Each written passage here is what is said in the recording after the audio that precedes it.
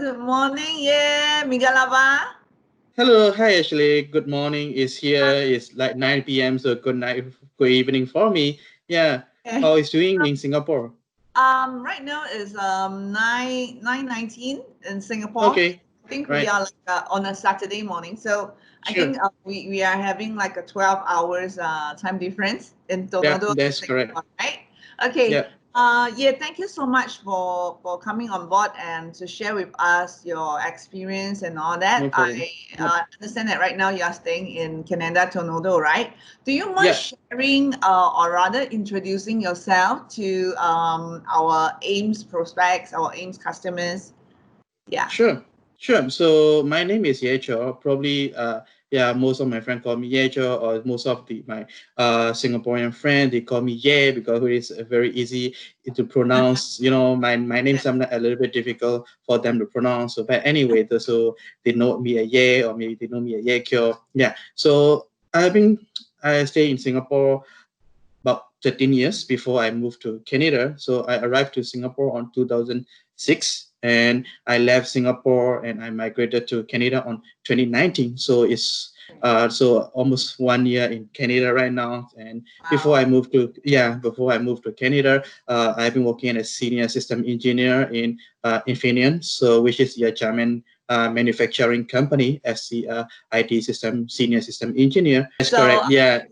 you came from Myanmar, Yeah, then yeah. to Singapore, and you make another move to Canada, right? That's right. Yeah, Okay, so can you just share with us like what pushes you to make this decision to move from Singapore to Canada again? Because it's very far. Canada is very far from Singapore, right? right, right, So why that decision to make that move with your wife?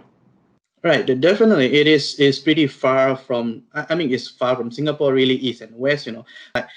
For events or maybe like because we want to find out the better lifestyles and the kind of life work-life balance and things like that. So that's the reason why we choose Canada to migrate as our destination country. Um, after before we married before I married my wife, so we have the those kind of goal, so before we married we already discussed about we want to migrate to different country. We don't want to stay in Singapore for very long. This is all we already decide before we marry, so it's kind of our goal. So we are looking forward like to looking for two country. One is Australia and the other one is the Canada. So we are kind of deciding which country to migrate. But at the end of the day, we do a lot of research and a lot of help from AIMS when we decide which country to choose. And at the end of the day, we decide to choose Canada.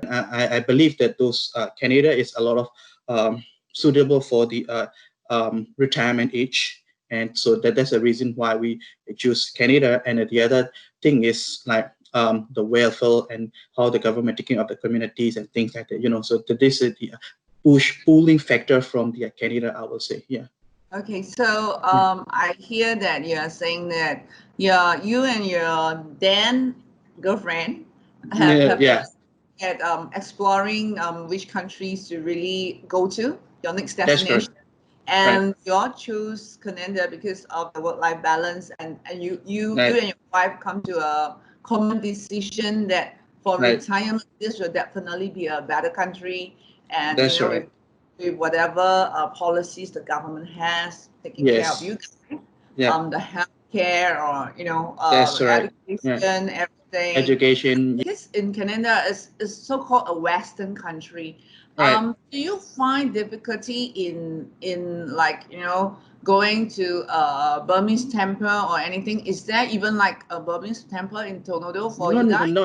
not at all, not at all. That's not really a big problem because in Canada there is a one Burmese Buddhist temple. Is there is a Buddhist monks, and so there is a Burmese community at the temple. So you want to meet the Burmese community, then we can go there and you can meet with the Burmese people, and they have so called like a festival as well. So there because before COVID-19 we used to visit to the Burmese temple, and they have the so called like festival. And so different countries like Sri Lanka monks and Indian monks, they came to the Burmese temple and they share the Buddhist peace and things like that. So Teaching. there is the let's say, Oh, yeah, exactly. So there's a Buddhist community in Toronto as well. So I mean, I don't really feel like this is the problem for religion point of view. So you can go to the temple and you can have the Burmese community. It's not as big as Singapore, definitely, because Singapore has a very yes, yes. large Burmese community and Buddhist Yeah. community. You cannot compare with the Singapore because this is a very Asian country, but in Western country, you can see those kind of Buddhist community and temple. It is like when you visit to the temple, you feel like you're back to the home. So you can see the Okay. monks, and you can speak in your own language and things like that. So it's a bit of warm and relief. Yeah. Okay, so one question: do you regret your move to Canada because you've been staying there for a year now? So Mm-hmm. I'm sure, yeah, it's definitely a good time to ask you whether or not you regret your decision making that move. Yeah, so I moved to Canada on 2019 September 2019. So it's close to almost a year. So I would say it's Yeah, about like 8 to 9 months already. So yeah, based on this 8 to 9 month experience, I will say I don't regret at all. I'm happy with the decisions, and I'm glad that I choose Canada. One, we have a lot of different experience when we touch down. They are very warm welcome to their immigrants. They are very immigrant friendly country, so they don't really have those kind of discriminations, and they don't see you like a threat. Another experience that I had right now is because of this COVID-19. So when we reached to Canada, in about 6 months later, we experienced this kind of pandemic stuff. So I mean, in China, they started about end of 2019 yeah, December. They already yeah. started, but in Canada, we really experienced it in like mid of March 2020. So I'm really happy about the government, how they respond on this COVID-19. So because of the COVID-19, the business going down, and a lot of people lost their jobs, and maybe some working from home. So a lot of local business are losing their market and things like that. But whenever I can see is the government is really helping a lot of the community and local businesses, and also the people working in Canada. Like they have the different kind of scheme or different kind of fund that support to the people that lost their job. So if some people like their income is less, so they can get the kind of $2,000. So if you lost, yes, if Oh, you lost your job because of COVID-19, so government is giving out the money for those kind of people because of, yeah, you are involuntarily lost your job because of yeah. COVID-19. Then maybe the company cannot give you salaries and they laid off. So the government is giving money about $2,000 per month for Okay. those kind of people. And if they say your salary is higher than $2,000 per month, so they have a different scheme that you can get the 75% of your salary. So government really not really think about the budgets, and they think about is how they can help the peoples.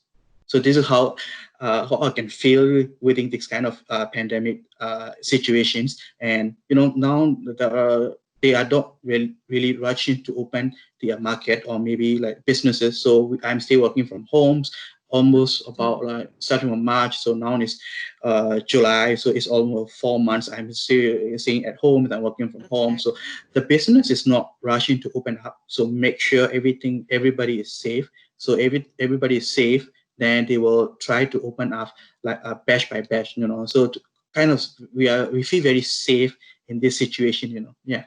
And I'm very Right. happy to hear that you don't regret at all. And I would say No. you are enjoying your life there, a better Exactly. balance and everything. Right. Looking forward to Right. your retirement in 30, 40 years. For sure. Yeah. Yeah. Okay, one of my last question is that can you share with us how's your experience with AIMS? I mean, I have a very kind of good experience with Ames. Very first time I walk into the Ames office, and the Yeah. way like the marketing people they greet me, and how they value their customer is. So this is the very first impression that I get from Ames. So they value their customer.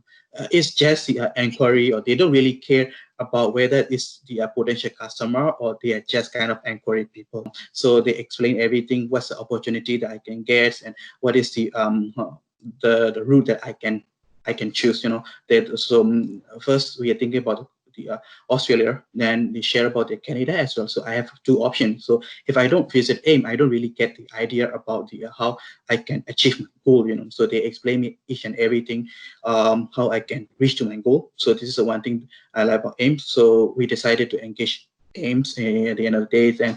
And so within this long journey, we has a lot of ups and downs. At one point of time, I really decided I want to let go everything. I don't want to continue with application. So those time at the time, AIM really gave me encouragement. Then okay, so yeah, there is the because it is not an easy journey, and there is a lot of rules changes and things like that. So they encourage me, and so there's another option. If you cannot get this option, there will be another option as well. So they're looking for each and every possible kind of way and method that I can reach to my goal. So this is another thing that I like about AIM. So they are very professionals, and like they're very encouraging kind of stuff. Yeah. So I have a very good experience in AIMS, and that's the reason why I have a good relationship until now. Even though I reached to the Canadas, and I still keep in touch with the AIMS people. Yeah, like Chris Thank and you, yeah. thank you. Yeah. Do you have any message for your Burmese friends in Sure. Singapore or in Myanmar? Like, if Right. they are looking for migration and all that, what are Mm-hmm. your advice to them?